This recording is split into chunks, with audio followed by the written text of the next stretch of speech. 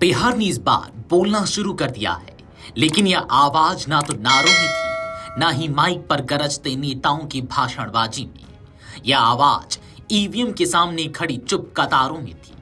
पहले चरण की रिकॉर्ड वोटिंग ने संकेत दे दिया है कि राज्य का मूड बदल रहा है।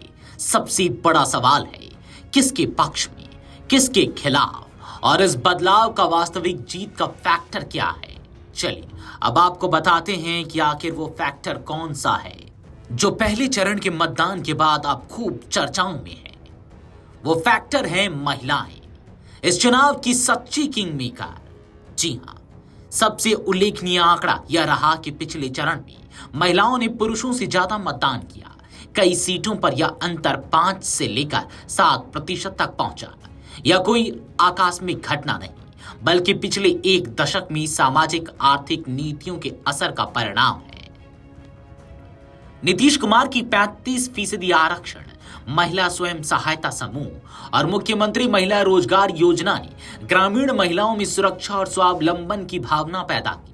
दूसरी ओर तेजस्वी यादव ने 2500 रुपए मासिक मान सम्मान योजना, छात्राओं के लिए सब्सिडी और नौकरी के वादे के जरिए सीधे आर्थिक लाभ की अपील की। यानी महिलाओं के सामने इस बार केवल लाभ का सवाल नहीं था, सम्मान, सुरक्षा और भरोसा तौल पर था। यही वह फैक्टर है जो दोनों गठबंधनों के लिए निर्णायक साबित होगा। बिहार की चुनावी राजनीति को दशकों से परिभाषित करने वाला जातीय समीकरण इस बार पहली बार बड़े पैमाने पर खिसकता दिखा है। राघोपुर में यादव बाहुल्य इलाके में भाजपा को अप्रत्याशित समर्थन मिला। मोकामा में भूमियार बनाम यादव की परंपरागत लड़ाई स्थानीय प्रभाव और वफादारी की जीत में बदल गई। ईबीसी वर्ग, विशेषकर कुशवाहा, मल्लाह, धानुक वोट कई सीटों पर बट गए। यह परिवर्तन बताता है कि मतदाता अब सिर्फ जाति के लेवल से नहीं, उम्मीदवार की स्वीकार्यता, स्थानीय पकड़ और ठोस दिशा के आधार पर वोट कर रहा है। यह बदलाव किसके पक्ष में झुकेगा, यह स्थानीय उम्मीदवारों की छवि और अभियान की जमीन पर तय होगा। पहली बार वोट देने वाले युवा इस चुनाव में निर्णायक भूमिका में दिखे हैं। उनकी मांग स्पष्ट है: नौकरी, कौशल विकास, स्थानीय स्तर पर काम के मौके। तेजस्वी ने नौकरी को अपना मुख्य एजेंडा रखा, यही उनका सबसे बड़ा वोट मैग्नेट है। वहीं एनडीए विकास मॉडल और स्थिर प्रशासन को युवाओं के लिए सुरक्षा और योजना के रूप में प्रोजेक्ट कर रहा है। यानी युवा इस बार सबसे बड़ा स्विंग ब्लॉक साबित हो सकता है। सीमांचल और कोसी बेल्ट में मुस्लिम आबादी निर्णायक है।